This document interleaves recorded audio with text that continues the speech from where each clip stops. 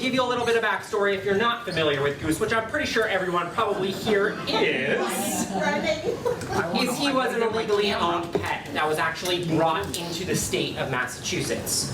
The residence where he actually escaped from only had him for a very short period of time. A lot of people thought that it was a pet that they had for a really long time.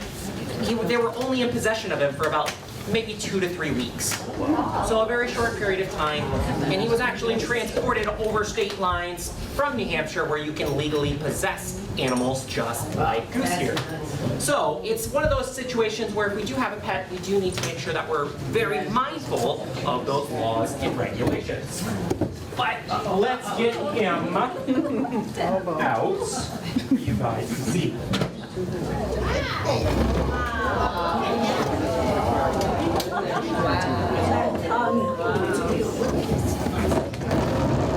So, I can see everyone standing up. So if you guys can please stay in your spots and in your seats, I would highly appreciate it, just for his safety, for my safety, and to make sure that he stays nice and comfortable. So Goose here is an absolutely amazing creature, and he has a lot of followers. We get questions about him all the time, no matter where we go. Up in New Hampshire, Connecticut, Massachusetts, all across the state. And he was, like I mentioned, an illegally owned pet who escaped a house in Webster and was on the loose for about 2 to 3 weeks or so.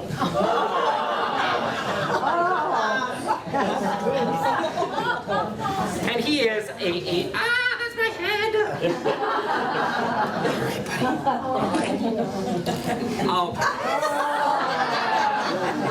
All right, So, Goose here is still learning how to behave when he is out and about. And because him and I have such a good relationship, I'll let him kind of just sit up on my head. Now, he does have sharp claws, and you may see some scratches on me, but that's completely okay. This is only his maybe 5th or 6th event that he's ever been to.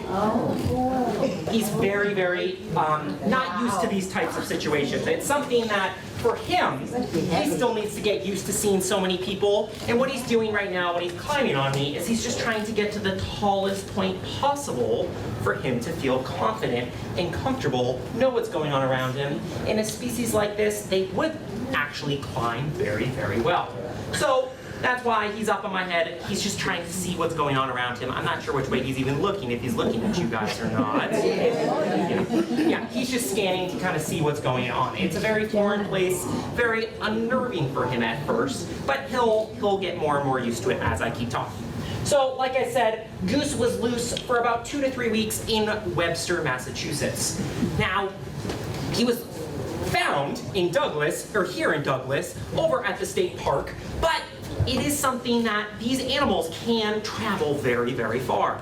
In their native ranges in places like Southeast Asia, where they come from, areas like Thailand and the southeastern part of Asia, these animals would move and traverse very, very far distances. It's something that they would commonly, that's my ear. So they would actually travel pretty far distances. They're not an animal that's just going to sit in one spot for very long periods of time, unless there's a reason for them to do so. He was loose in August, the end of July into August, and was located in the beginning of August months or so. We're actually coming up very soon here for 1 year of him actually being captured, and him still having such a great following is absolutely phenomenal. But he had escaped that property. So what he did is he actually pushed out of a window on the 2nd floor of the house that he escaped. What had happened is he was meeting someone that he hadn't met before, and he got a little nervous. So he actually pushed out of a screen, and these animals, as you guys saw at the beginning, are incredibly smart, incredibly strong, and where there's a will, there's a way. So he might have that lid on top of his travel habitat here, but that doesn't mean that he's going to stop at that. So he actually pushed out of that screen window, went out the window accidentally most likely, landed on a small little overhead roof or a carport, and then actually scurried down because he probably panicked as to what happened. Once he got out of that space, There's nowhere really for him to return, and he kind of just decided to wander off. What are you doing up there? I keep feeling your tongue. Oh, that's my eyeball. Okay, thank you. So, after that, he was on the loose and he hadn't been seen for a very long period of time. And that's where a lot of people, they had put out press releases saying that Goose is out on the loose, be on the watch out, you have to worry, he might try and eat a large person, he might try and eat whatever's happening, your mastiff that's walking by, you have to watch out for. But it is of course important because in those situations, what law enforcement is trying to do is to make sure that everyone stays safe. If Goose were to have gotten out and someone were to approach him and he got very defensive because I'm about a little under 6 feet, when he's looking at me and he's only standing about this tall off the ground, it's extremely nerve-wracking for him. So he could try and bolt, he could try and actually push you away, open his mouth and try and bite, which could lead to a very serious situation. And if someone were to be bit by him, it would lead to a lot of, yeah, they have a lot of teeth, and we'll talk about that. It could lead to a really negative situation. So that's why a lot of those things were put out. They didn't actually have 100% confirmation of how big he was. They assumed he was about 5 feet, but he was actually overestimated in size. He's only about 4.5 feet. He's probably grown a few inches over the last 6 months to 8 months or so. But it is something that we have to be very, very mindful. So he was out, he was loose, he was running around Webster, and they hadn't seen him. That's too many claws on my head. So it is something that he had traversed across all those different areas. And there was reports that he was seen in Connecticut, in Thompson, Connecticut. Now, I don't actually personally believe that. It's okay. It's all right. I don't personally believe that because that's such a long distance for him to be seen and then all of a sudden to pop up in the town next to where he had escaped. They do travel a lot, like I said, but for a situation like that to happen is very, very unlikely. When you see an animal like this in the water, which is where he was reported, they look very different. Their whole head is going to be sticking out of the water. They're going to have their tails moving back behind them, and a lot of people probably mistook them for a common snapping turtle, which we have here native in Massachusetts and Connecticut. So most likely what happened is they had seen that snapping turtle, thought that it was Goose, and reported it, and then the news media ran with it. But ever since the beginning, we really don't believe that he was actually in Thompson, Connecticut. Probably what happened is he escaped in that Webster space. He actually traveled over to here in Douglas, went into the spot that he was in, and probably stayed there the entire time. There was a few things that were working against him, and the likelihood of Goose actually being found was so slim that when we were first told about it by law enforcement, we were very hesitant that he'd actually ever be located. We never ever thought that he'd be found because it's such a large space and it's very dense. Because he was seen is the only real reason why he was located, which is absolutely phenomenal because he is such an amazing creature and has such this amazing following. And this brought a lot of people into loving reptiles just like him. But he went over to the Douglas State Forest. He was there probably for a pretty long period of time and was located in a small hole that was only about this big around. Very, very small. And if you actually want to see his, when law enforcement captured him, there is a video out online of them coordinating the whole entire process. It's really, really cool to see because, what are you doing, buddy? It's really, really cool to see because there was a lot of things that had to go right for him to be found. He's just trying to find a comfortable spot to sit. So they had to use catch poles to find him. They weren't sure of his temperament. As you can tell, he's very, very calm, mild-tempered. He is a little rambunctious when he's trying to find out where he should go. But, okay, there, we're going back to the head. You can't see the whole body on my head. So it is something that it took a lot of coordination. The only reason they actually found him in that hole was because they were looking around in that area where he was reported to be seen out on the road, and they saw his tongue stick up out of the hole. That's the only reason. Officers probably walked by that area multiple times as they were doing their daily, multiple times a day, daily walk in trying to find that space. Pretty crazy. Now you guys might wonder, why did he end up going to us and staying at our sanctuary?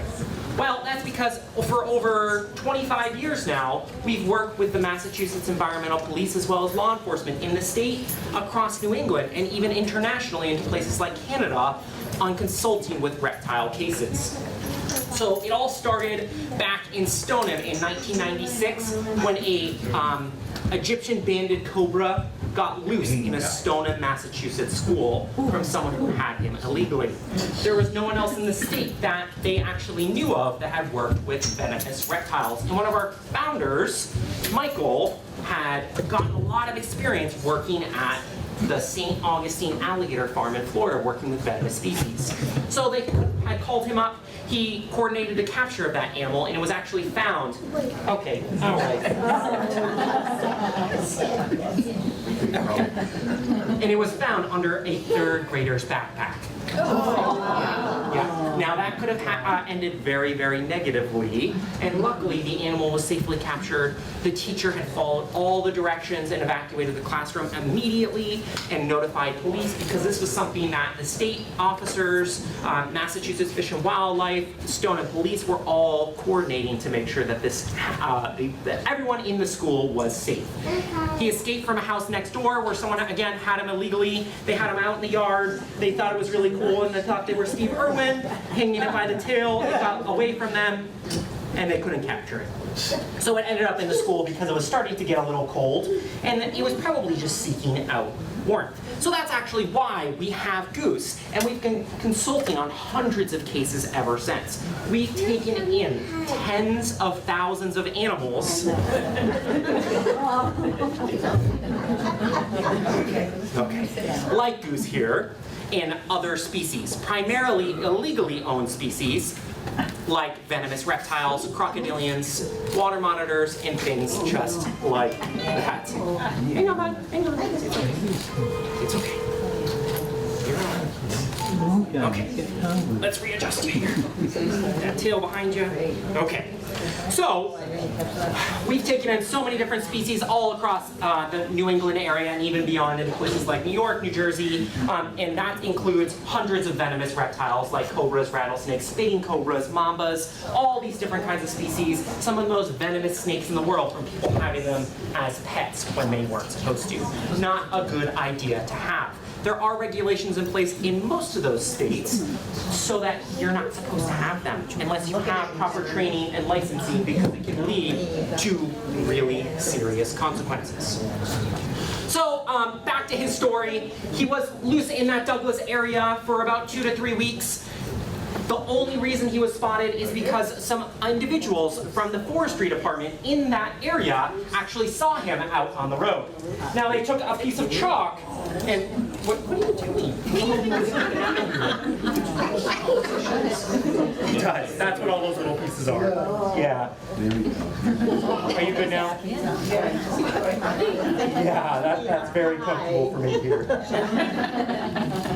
How's that? How's that? Okay. So, he was seen in the same spot for about 4 or 5 days. They actually drew on the road with chalk I'd say maybe a 4 foot by 4 foot space. And every time at the same exact time, every day, they actually saw him basking in that area. Now you may ask, why was he out basking on the road? Well, reptiles in general, you'll see do that same thing with things like snapping turtles. You might see it with other turtle species. You'll see it with snakes. You'd see it in lizards in places down south. And that's because the ground heat is really, really toasty warm. And reptiles are something called cold-blooded, right? Right? Well, no. Scientists don't use that term anymore. What they call them is ectothermic. So ecto means outside, thermic means temperature. So if it's 90 degrees in here, my friend Goose is about 90 degrees. If it's 70 degrees, he's about 70 degrees. And if it's 0, what is he? He's in the yeah, ice cube.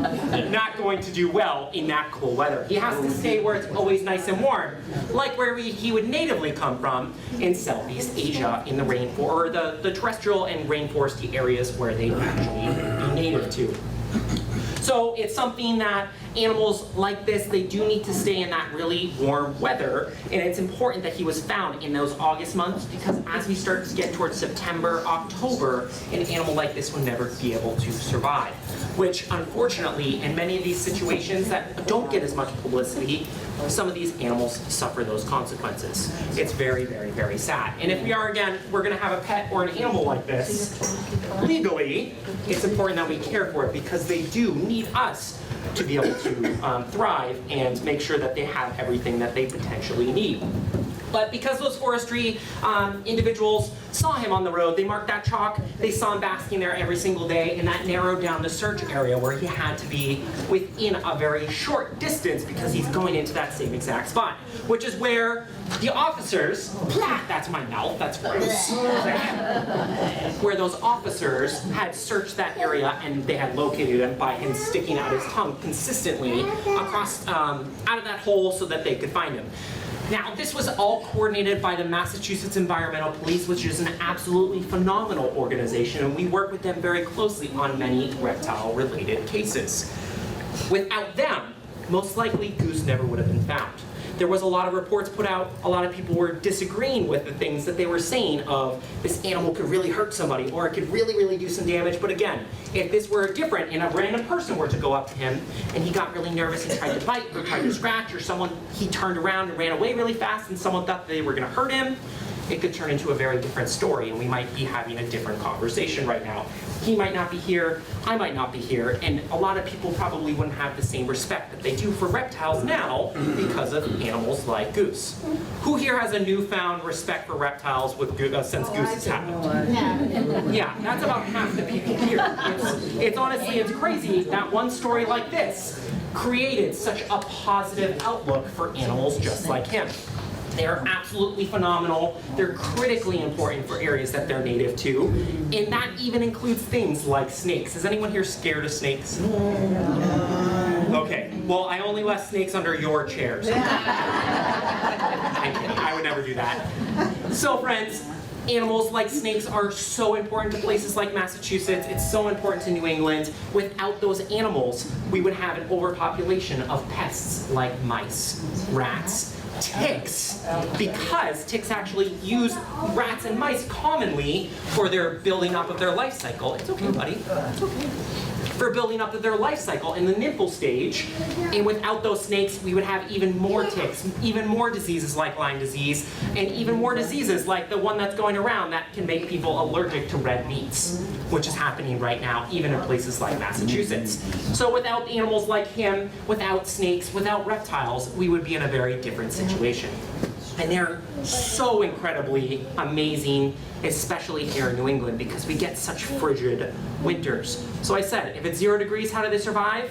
Well, native turtle species actually bury themselves underneath the mud, and how do they breathe when they're buried under the mud, underneath the ice? Anyone know? Does anyone have a guess? Well, they breathe through their butts. Yeah,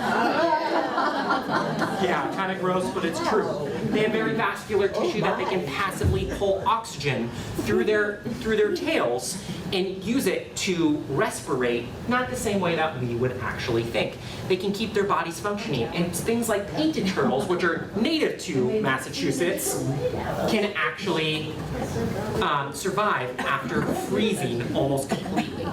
Absolutely amazing creatures. Snakes, a little bit different. They go down in dens, they hang out in those areas, and they survive over those winters in those hibernaculums, or those dens that they live in. But his story is very unique. He's drawn a lot of people over to reptiles, which we absolutely love, and has made quite a news story. We get questions from people all across the country, and had a lot of people even following him in places like California, all the way down into Texas, and things like that. We got a lot of messages about it.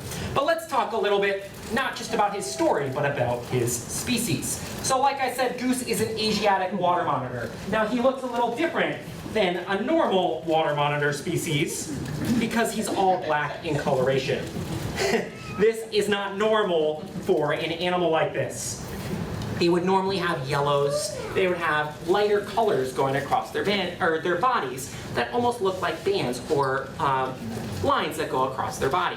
He's what you call melanistic. So that means that he's got a overexposure of the dark pigmentation throughout his body. And he was actually bred to look like this as a pet. So in the reptile world, a lot of people, they breed reptiles to look a certain way because they look really cool. It's just like if you think of, who here has a dog or cat at home? Anyone? A few people? Well, we have all different types of dogs. We have pugs, we have things like huskies, we have German shepherds, and they're all very, very different. So over time, what happens is people that have them, they breed certain individuals together to make them look a certain way, and it's the same thing in the reptile world. What had happened with an animal like this is most likely two individual parents probably had those genes, and they bred them together, and it leads to melanistic water monitors. But this is not normally how they would look. And you can see on his back those white marks.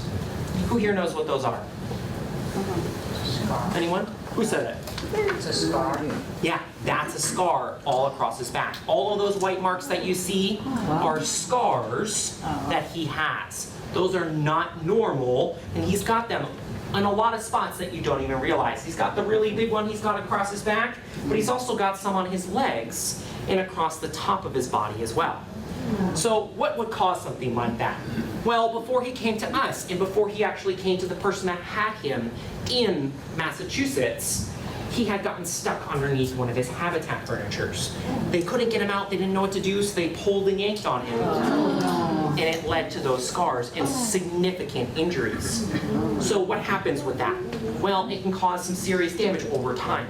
It can actually disrupt his vitamin D absorption, which is his basking, things like sunlight, that's critically important for reptiles, but it also causes problems with his shedding. And he's actually going through a pretty big shed today, as you guys can see from it raining right below me.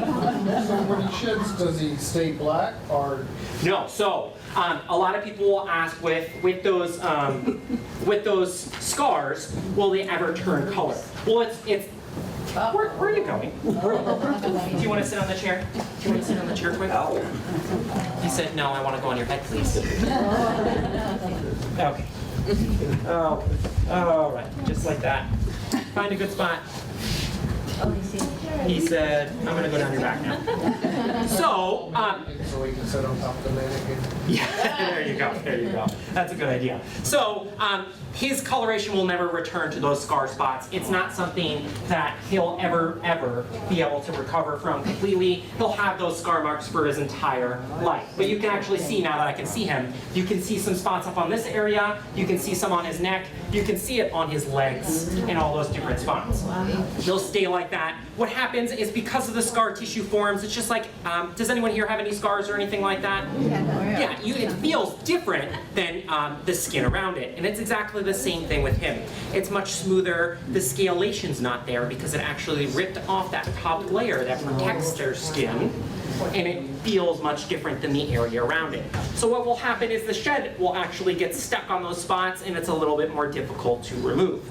So what do we do to help prevent that? Well, he, every other day or so, will actually get ointment that gets applied to it. We'll go in, we'll apply it. As you can tell, he's very tolerant of pretty much everything that we do. We'll apply that so that we can consistently make sure that he can shed those pieces off, and that it's something that it never leads to significant He issues. doesn't try to eat the stuff you put on him? No. So water monitors and monitor lizards, which is a group of lizards, is a very intelligent species. Who here's heard of a Komodo dragon? Yeah, a lot of people have. Well, he's in the same family as Komodo dragons. Komodo dragons are considered one of the most intelligent reptiles that there are, in terms of lizards at least, and they're incredibly smart. He's watching things going on around him. He knows our routines. He's trying to, oh, that's my face. Okay, all right. I don't mind you on my head, but don't scratch me too much, okay?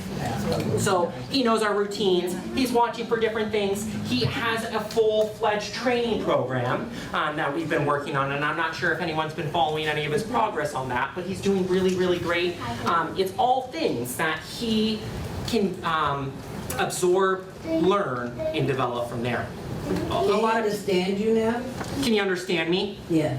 So he has, not so much like a command like a dog, but he has cues is what we would call it in He training. knows who you are, right? Oh yeah. Oh, yeah. Yeah. So he does pick out certain people compared to other people at our sanctuary. So I'm one of his primary people that he works with. He definitely knows me over somebody else new that were to walk in the space, and he always gravitates towards me and uses me most of the time as almost like a safety blanket. So he'll come to me, and then he'll move over to the other people, move back, and then kind of use that as a way to navigate and learn from there. How much does he weigh? Great question. The last time that we had weighed him, he was about, I can't remember, I think it was 18 to 24 pounds or so, somewhere in that range. He's definitely put on some weight since he's come into us. He's filled out a lot, where he's almost to the point where he needs to be on a diet. He's a good beggar, that's the problem. But they're not as heavy as they would potentially look. Yeah. Any other questions, How friends? fast do they continue to grow their entire lives? So that's a really good question. A lot of people will tell you in the reptile community that most reptiles continue to grow throughout their whole lives. That's what this shedding process is here, is they're constantly getting new skin up underneath the old skin to replace it, and in that process they grow. Snakes, I would tell you 100%, they pretty much grow until the day that they pass away. When they get full grown is what we consider, they grow very, very slowly, so maybe inches every year compared to feet when it's a large snake. But these guys max out at usually about 6 to 7 feet long, although the biggest water monitor I believe was almost 9 feet long, so they can get very big. So he's going to get bigger for sure. We do know that he is about 5, almost 6 years old now. And does he have like really bad bacteria in his mouth like the Komodo dragons? So good question. Actually, nowadays, we're going back down to the chair to reassess you. There you go. Okay, buddy. All right. So nowadays, actually, scientists consider the Komodo dragon to be venomous. So does anyone here know the difference between venom and poison? No? One's injected. Yeah, very, very good. So venom is injected. So think of a bee sting. Who here's been stung by a bee? Anyone been stung by a scorpion? Jellyfish?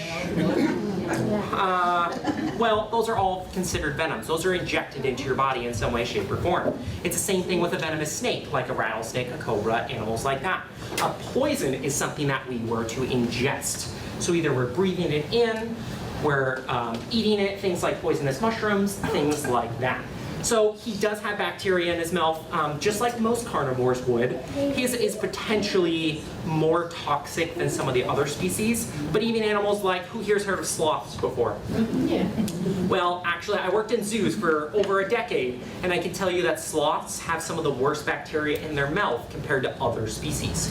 So it depends on what they're eating, what they're doing, and what the process is. Remember, saliva most of the time is actually helpful in digestion, so the more things that they have in that saliva they can break down and help to start that digestion process before they grab onto the food. But that's an awesome question. Yeah. What does he eat? Misbehaving kids, usually. I saw that thumbs up. So guys, no, he is a strict carnivore. Monitor lizards like this are strict carnivores. So in the wild, he'd eat pretty much anything he can get his mouth on. And they are monitoring, which is where they get that name, monitor lizard, everything that's going on around them. So they sit up, and I'm sure you guys saw that picture out front where he was first seen out in Douglas, where he was sitting, his legs were sprawled out around him, but he had his head up and he was looking around, seeing what's going on around him. That's where the name monitor comes from. But he would love things like birds and eggs. Who here eats birds and eggs? Anybody? Who eats chicken nuggets? Yeah, that's a bird. Anyone eat turkey on the holidays? That's a big bird. It's not Big Bird, but it's a big bird. Anyone eat scrambled eggs? Yeah, that's a scrambled bird. That's kind of gross. And who here drinks eggnog? Anybody? Eggnog on the holiday? Yeah. Well, that's a liquid chicken, and that's disgusting. I don't know why anyone drinks that. But he would eat those things. He would eat things that pretty much go across his path. He'd eat tarantulas, he would eat bugs, when he's small, he would eat other lizards potentially, he'd eat snakes, he would eat rodents, he'd eat other birds that are in the area. Really, they're very opportunistic. But one of So the... he could eat like a venomous snake? He potentially could. There are lizard species that actually can build up an immunity to venomous snakes. So things like a tegu lizard, which I don't have with me today, what they do is they grab onto it, and if it turns around and bites them, they actually build up an immunity over time. Snake venom a lot of times is actually targeted towards certain prey items. So some rattlesnakes, their venom's more potent towards things like mammals, like rats and mice, but other venomous snakes, it might be things like reptiles, so it might be more toxic towards those species. Any other questions, friends? Yeah. Is his tongue and tail a sensor? Say it again. Is his tongue and his tail like sensors? Yeah, awesome. Exactly. So, how these animals actually sense is their vision isn't amazing. It's not like a person's. So he probably can see you guys in the back, but as you start to get further and further back, it probably gets a little bit more and more blurry. Their sense of sight isn't absolutely amazing, but it's better compared to other lizard species. But their best sense is their tongue. So he sticks that long tongue out in the air. He picks up all the little specks and particles in the air that we can't see, and he sticks it back into his mouth into 2 holes on the roof of his mouth called Jacobson's organs. Can you guys say that? Very good, and that's actually how he smells. So these guys have better sense of smell than things like your dogs or cats that you'd have at home, even bloodhounds and things like that. So that's their primary sensory organ that they use, is their sense of smell. Not the tail? What's the tail doing all the time though? So his tail, you can see that he's wrapping around. Yeah. He's trying to use it to actually balance himself as they climb up in the trees. Balance. Yeah, that's one of the most common things that they use their tail for. But also, monitors like this will use their tail as a defense. He'll actually turn around, and he has done it a couple of times when he gets very upset with us, where he'll actually use his tail like a weapon. So he'll use his tail, he'll fling it back and forth just like this. You can see how long it is. It's most of his body, and he can actually whip a predator so hard in the face, square if they hit them in the eyes, that he could actually permanently blind that animal. Is it bony in there? Is it bony? Yep, so these guys are vertebrates, so they do have a backbone, and they have bones that go across their entire body that keeps the structure just like, say, a person would. There are vertebrae that go all the way down their tails to make sure that it stays strong, and it helps them with that balance. How fast are they? They're very fast when they want to be. I don't have the exact mile per hour of how fast they can run, but with most reptiles, they're going to be very fast for short distances. So they're ectothermic, which again means outside temperature. They don't actually keep their energy levels up like people do. We have to eat every single day, right? Yeah, we do. To make sure that we keep our internal body temperature up, our organs moving, and all of those different factors. With ectotherms, they're not the same. They're not built the same way. They don't get all their energy from that same source. So they only have to eat every couple of days or so. So they conserve their energy very, very well. And when they're moving, they're usually going to move for short distances very quickly and then settle down, build up that energy stores again. What do you think that he was eating while he was loose, and do you think he was swimming around Wallen Lake?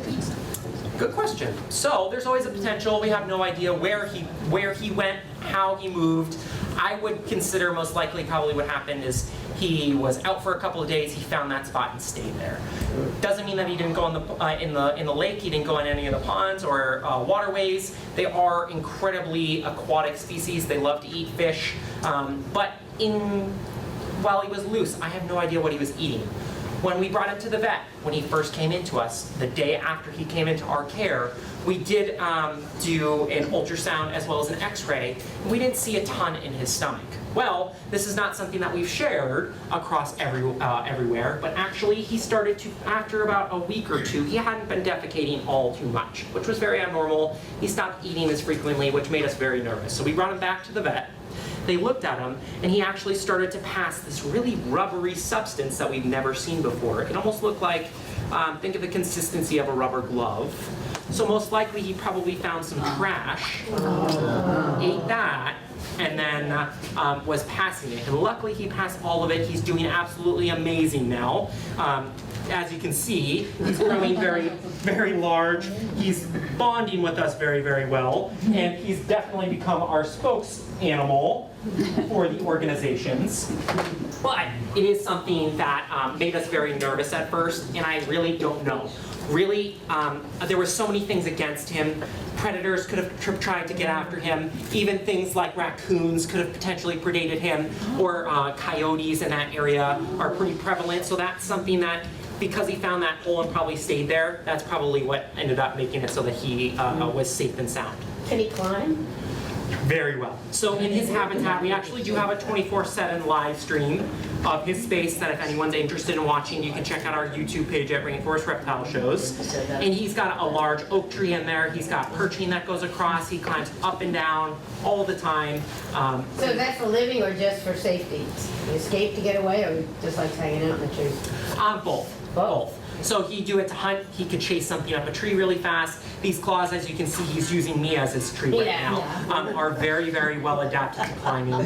As they get bigger, they're spending more time on the ground. When they're smaller, they spend almost all their time up in the trees away from the grounds because there's so many predators. But their claws are very sharp. They grab onto trees very well, and it is something that they would commonly be up. Do they maintain their nails? Yeah, so we do trim You all of our... have to maintain them. We do trim them under human care, but in the wild they wouldn't have something or anything to do that. So it would naturally, they would the tips would come off as they're grabbing onto trees or as they're digging or things like that. Yeah. Does your organization have to have a special permit to take them up for these things? Yeah, absolutely. Great question. So we actually carry all of our permits to house all the animals that we have from Maine to Seattle to Florida, all across the country. And we have that state bound. We also have some counties in certain areas or certain states all have different regulation based on what's going on. Where are you going? So you have to have special certification too. Yes. So everyone that works at our organization has gone through extensive training, either through us or other organizations. I was the animal curator at Brevard Zoo down in Florida, Melbourne, Florida, for many years. I've also worked in zoos in Connecticut. Ow, that was my head. Connecticut, Massachusetts, and places like that. I've worked with mammals, I've worked with reptiles, I've worked with birds, but it's primarily always been reptiles. Now, Rainforest Reptile Shows is a family-based organization. Michael and Joni, the founders, are actually my parents, so I've been doing this since I was a small child, working with animals like this. I have pictures of me when I was 3 or 4 holding alligators and things like that. So, That's big. yeah, it's definitely something we need to have proper permits, proper certifications, and training, extensive training with a lot of these species. Yeah, How much time do you spend personally with him every day? great question. So it depends on the day and what's going on. If I'm going out to programs, Goose does not go out very frequently. This is only maybe his 5th or 6th event he's ever done in the 9 to 10 months that we've had him.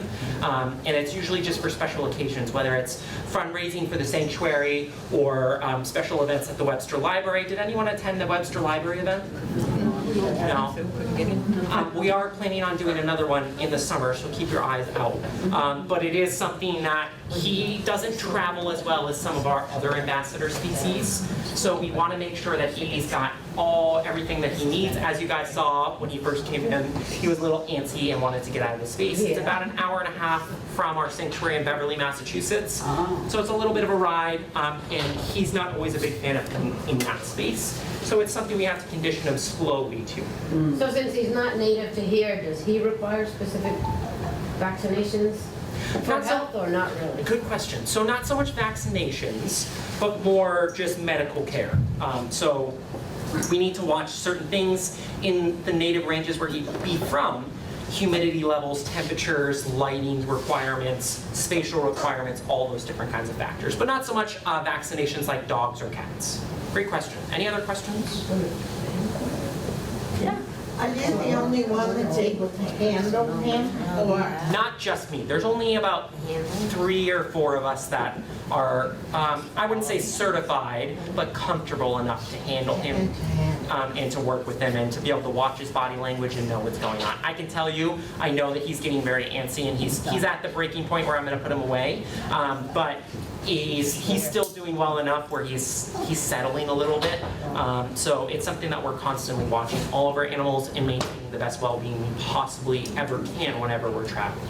Does he sleep often? Do you see him sleeping? Good question. So a lot of people do ask, do reptiles sleep? Well, they absolutely sleep. They don't sleep the same way that we do though. They're gonna usually sleep in short bursts and not as a full 8-hour, we lay down in bed, we go to bed, we sleep for 8 hours. They're gonna be short periods of time over throughout the day depending on what's going on. Any other questions, friends? One over here. Yeah. Yeah, question on your organization. Is it Yes. non-profit or not? So RRS, yeah, great question. So RRS Oasis was established in 2016. It's a 501c3 nonprofit entity, and then Rainforest Reptile Shows is not a nonprofit, but it's the funder of the sanctuary. So it was established in accordance with Rainforest Reptile Shows RRS Oasis because we had tens of thousands of animals coming in constantly. And I'm just going to put in back right now. Bye, Goose. There we go. Awesome. Wait, you gotta get that seal in there. Okay, hold on. Not like this.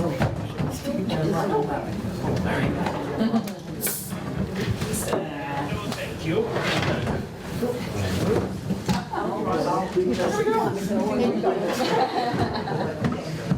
Okay. So there's holes inside of the box, and it's a very common question we get all the time actually. This is also not airtight, so air can constantly flow, and then there's holes across the top in different areas. So reptiles don't have the same kind of lung capacity as say people do. They only respirate infrequently. They respirate pretty infrequently comparatively to. That doesn't mean, of course, they don't need air, but there are holes in there. There's enough airflow to make sure that they're safe, sound, and they're well taken care of. But back to your question, sorry to interrupt. Rainforest Reptile Shows started it in conjunction with RRS Oasis because we had taken in tens of thousands of animals, and the burden to care for every single animal that we have come in was so cumbersome that we developed RRS Oasis, the nonprofit animal sanctuary. We don't place animals back into the general public because almost every single animal we have come in is in a really negative situation, and we wanted to stop the cycle for a lot of those animals. So we do place them in zoos, aquariums. We're actually placing about 30 venomous reptiles in another zoo out in Kentucky. We're sending animals down to the Pittsburgh Zoo. We work with the Brevard Zoo. We work with San Diego Zoo. We work with the Bronx Zoo on placing animals that were in negative situations to be able to impact conservation and real world applications in their native ranges. So great question. How long will he live? Good question. So typically water monitors are going to live into their 20s, maybe even sometimes their early 30s under human care. In their native ranges, it's much less so because there's a high burden of predators. There's all different factors. They don't get the same kind of medical care and things like that. So usually under human care, animals usually have a longer life expectancy except for certain species, things like great white sharks. We've never been able to really figure out how to care for them under human care, so they don't live quite as long, but it's very rare that those situations happen. Great question. Any other questions for Goose? Yeah. So do you plan to have Goose stay with you guys long term rather than go to a zoo? Yes. Yeah. As one of our spokes animals for the organizations, it's something that can really help to promote our mission, which is to educate about the natural world to improve the quality of all of our lives. So it's something that we see as the best option for the organization as well as for Goose because we put a lot of work into building him in the proper space. We know him so well, and it's something that we have built a really great bond with him. So on top of that, for us, it's something that it helps us to connect with the community, especially out here in Douglas and Webster and places like that, because it's such a close to home situation. Is there a time of year that they particularly, like turtles and stuff, lay eggs, reproduce? Is there a particular season for them, being that he's not native to here, or does it Yeah, not so matter? great question. We're strictly an animal sanctuary, so we don't breed animals. If we bred animals, it would lead to even more individuals that we have to care for. But is there a normal season for when monitors do? So it depends on the species, but typically in places like Southeast Asia, it's going to be right before the rainy season. And depending on the species,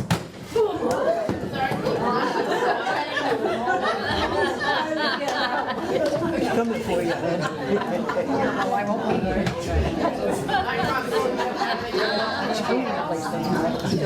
so that is why I have my zip ties with me. Again, like I said, it's still very new to him. It's something that we have to watch very closely for. Of course, we don't want a situation of Goose 2.0 here in Douglas. And some of us might. It's very entertaining. But it is something that we're still working with him on transport. We try and limit the amount of time he's out of his main habitat because it does become stressful, for sure. Now, does he lay eggs? He does. And back to that question. So it's dependent on the species of how many individual eggs they have. The Asiatic water monitors are going to lay quite a bit because of the success rate of them growing up to be adults is only about maybe 10%. So only about 10% grow to be full-grown monitor lizards. Are they But very do lay. solitary? Because I can't Yeah. imagine you Yeah. have a lot of things you can hang out and play with. No, so he's individually housed. We do not breed as much as humanly possible. There are a lot of studies that are coming out about reptiles that it's actually better to allow them to breed and then pull the eggs and humanely dispose of those because it actually helps with female monitor lizards with reproductive health because one of the most common complications under human care with monitors is reproductive issues. So do you music or sound or anything for his environment? If he Yeah, so there's always people going in and out. He has a full view of the main sanctuary so he can see people walking around. He's got a stimulating training program that we work with him, target So he's training. not and those isolated, things. he's just... Exactly, Okay. yeah. He just doesn't have contact with other individuals or other reptiles at the sanctuary. We also watch contamination and cross-contamination Yeah. between individuals and things like that as well. Any other questions for Patrice? Yeah. So you can visit the sanctuary, yes? No. So we are. Good try. Good question. Our ultimate goal here would be to develop somewhere in Massachusetts that we can open a small area where people can come visit some of the individuals. But because most of the animals actually come to us from illegally owned pets or confiscations, they're actually considered evidence, which is not something that a lot of people consider. So we house those animals for those court cases against individuals that are not treating them very well, abusing them, things like that, and then they're used for prosecution. Once they're cleared from those cases, we can bring them out for different programming, we can educate, we can make sure that they have all those things that they need at the sanctuary, but we can't actually slay any of the animals that we do have. But our ultimate goal would be to open a place here in Massachusetts where everyone can have an opportunity to come visit, learn, and help promote our mission. Just not at this point. It's always a funding thing. It requires a lot to be able to do something. Yeah. About how many animals do you think you have right now? Right now, the last count I did about 3 months ago in updating our systems and things like that was about 384. Wow. So Yeah. you've got a pretty big place. It's not the largest place on the planet, but it's not small. A lot of the individuals that we do have are smaller individuals. Their spatial requirements are not like a monitor lizard like you'd see with goose. And we do have proper locations that they can be housed and things like that. Snakes are a little different than things like monitor lizards. Crocodilians are different, so they all require certain things. And we always want to do better by every animal that we have, and we're always striving to improve what we do. Any other questions? Have you ever personally worked with a water monitor before him? Oh yeah. Oh, you have? Yeah, dozens. Oh. So it's actually very, like I said, Goose was the most publicized event that we've had in a very long time since that stone and cobra incident. We've taken alligators out of bodies of water in Massachusetts dozens of times. We've taken venomous snakes out of houses in Worcester, places like that, that a lot of people never hear about. We've been very, very quiet about the work that we've done because unfortunately, in some of those first instances where we did this, the organization was threatened, individuals were threatened, things like that, because people had their animals taken away from them, thinking that they should have them when they're creating really unsafe situations, like letting a cobra into an elementary school. I think we can all say that's probably not a good idea. So there's been really negative situations. It's only been since Goose that we've really publicized any events that we've had happen. And since Goose, we've probably taken in at least 100 animals. And that's not something that we always publicize. So I've worked with dozens of water monitors, all from very similar situations, not so much maybe escaping and wandering around, but illegally owned pets and things like that. So if you have more than one monitor, you keep them together or not? No, they can't be housed together, especially males. They're very territorial and very funny. So they have to have their own. you have at your sanctuary? 20-foot reticulated python. I did not bring her with me today. Any other questions for those guys? Yeah. Did the people get in trouble that happened? Good question. So we're not a law enforcement agency or anything like that. We don't enforce laws. We strictly just house animals for law enforcement so that they can do their jobs and do things like that. I do know the individual from the Massachusetts Environmental Police who was over the case, Captain Scott Amati, the individual who actually caught goose out in here in Douglas, did say in the press release that we did with goose when he was first captured that they were fine. But I don't know much past that. Now, I know you got a snake from like a market basket in New Hampshire, so how often does that kind of stuff happen? Oh, are you talking about animals that come in similar situations? They come in fruit or? Yeah, all the time. We get calls from Home Depot all the time. I actually just went out in Beverly where we live. Someone went down to Florida. They traveled down to Fort Myers for vacation. They're having a great time. They came home. They opened their bag, and a small little brown anole jumped out. So they were like, "What do we do?" They Googled quick, "Where do I put a reptile?" And our organization popped up. They called me. I went down. I picked him up. We've had him ever since. So What was it? a brown anole. It's a very. Has anyone here been to Florida before? Those small little lizards you see running around most places. The guys that are only about this big or so. That's typically a brown anole. There's green anoles. There's all different species down there, but that's the most common thing that you probably see. And we get animals like that from Home Depot. From Market Basket was one, a very unique one, which was another national news story. We were getting calls from all over the place. There's a venomous snake in bananas. Do we have to worry? Well, no, you don't need to worry. There's no snakes in the bananas at Market Basket, at Stop and Shop, any of those places. It never made it out to the floor where general public was. And it is something that happens when you're dealing with international shipping from places like South America, Central America. They're shipping these produce items. They can only scan them so well, and they may end up in those situations. But that's the first situation we've had of a mildly venomous species. When I say mildly venomous, if it were to bite a person, it's really not, it's gonna be like a bee sting at most. But it doesn't usually happen with them. It's very common with frogs, lizards, and animals like that. Have you been bit by anything venomous and had to be treated? No. No. So we're very, very careful with everything that we do. It requires thousands of hours of working with venomous reptiles with an approved person in order to get there. I actually helped develop a lot of the venomous protocols at Brevard Zoo where I worked and things like that. So I've been working with venomous snakes for a very long time, and we're always extremely careful, always on top of what we're doing. We never do it when we don't feel well. We always have to be 100%, and it's something that if we were to be bit by some of the species that we house, could be potentially fatal. So things like inland taipan, considered the most venomous species on the planet from Australia. We house things like that, so we always have to be very, very careful. Any other questions? Yeah. How did Goose get his name? Great question. I don't actually know. He came with that name. So, and he was swallowed so much that we could never change his name. Goose is the perfect name for him. I don't know who named him, where he came from. We now have another monitor. It's a black-throated monitor, which looks a little different, who's named Maverick. So, you know, it goes along with the theme. Cute, right? Cute. We tried. Any other questions, friends? Yes, I have just a quick comment and story about how famous he is. I'm listening, sorry.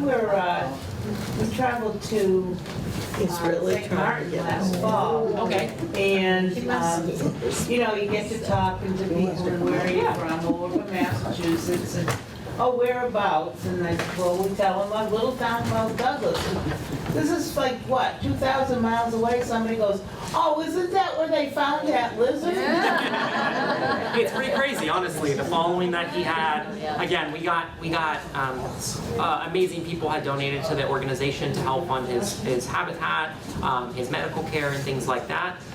We got donations in from Texas. We got some from Canada. We got some from Mexico, places like that. So it was a huge story. So that's my next question I've been thinking about. Yeah. Was how can we help out? Yeah, great question. So, RRS Oasis, where he lives, is a nonprofit entity. We do take in donations to help fund all of the work that we do, and you can actually donate straight on our website. If anyone is interested in doing that, we would highly appreciate it. Again, all of the funding that we provide for this do come from our educational programming that Rainforest Reptile Shows does. We do over 700 a year across New England area. There's many of us that go out and do programming. There's 2 other people out today alone doing programming. Our typical programs, not so much this specialized one with our famous friend here, but it is something that we provide 100% of the funding for every animal that comes in. And we do it just because we want the best for the animals. That's where it all started. We are also doing a fundraiser on June 6th, if anyone is interested in attending. It is in Burlington, Massachusetts, so it's a little bit of a drive from here. There is a flyer out on the table over there and some extra flyers if you guys would like to take one. You absolutely can. There's tickets online, and all of those proceeds go directly back to the sanctuary. We're hoping it's going to be our biggest fundraiser we've ever done. It's 10 years of RRS Oasis, our anniversary. So if it's something that you're interested in attending, please feel free. We would really appreciate it. Any other questions? You said your family owned this business, so is that where your exposure came to this, or were you comfortable with all of the reptiles and everything even before? They started it in 1993. I was born the following year, so I've been in this since I was a small child. I started my first full-time job was actually at a zoo in Connecticut that's no longer functioning. So at 17, I moved down there. I worked at that zoo for a few years. I moved back up here. I started doing this work, and then I started working at Southwick Zoo out in Mendon. Anyone familiar with Southwick? Great organization, amazing people, and we had worked with them for many, many years at Rainforest Reptile Shows, which is where that connection came from. I then moved to Florida and worked as a keeper in their Africa department in Brevard Zoo. I did that for a little while. I moved over to the reptile team for obvious reasons, working with all the reptiles, and then moved my way up to become an animal curator, which pretty much is one of the higher level people that oversees a lot of the animal related programs, and I oversaw 3 different departments. So there are Herps and Aquatics, which is herpetology. Herpetology is the study of reptiles and amphibians. Aquatics, fish, things like that. Their life support team, which is all of the equipment that keeps all of the water flowing, making sure that all of those animals have what they need, and their ambassador team, which is like what we're doing today. So going out, doing presentations with different species, but we did a lot, not just with reptiles, mammals, birds, things like that. Great question. Okay, so I did bring another scaly friend with me today, just because one of the most important things to us is that everyone has an opportunity to interact and get a special moment with one of the animals that we do bring with us. He has a very unique story as well. His name is Mr. Wiggles, and he's what you would call an American alligator.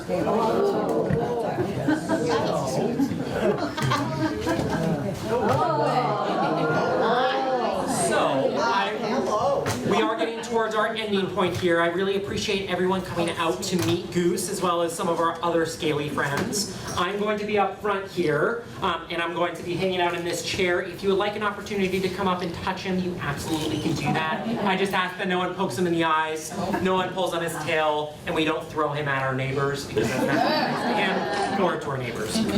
So we would just touch him very gently on his back. He did actually come to us as an illegally owned pet prior in the state of Massachusetts. Someone thought it was good to get a baby alligator and put it in their bathtub and have it as a pet. Not a good idea. Alligators can get about 12 feet long. They can weigh anywhere from about 400 to about 700 pounds or so, and they live about 60 to 90 years. He's still a juvenile. He's only about maybe 5 years old, so he's got a long time to go. Now, this So when is he gets full grown, what do you do? great question. That's what I was going to go into. So he would be transported down to an alligator sanctuary in either Florida or Texas. We house them until they're about maybe 5 to 6 feet long, and then we transport them down.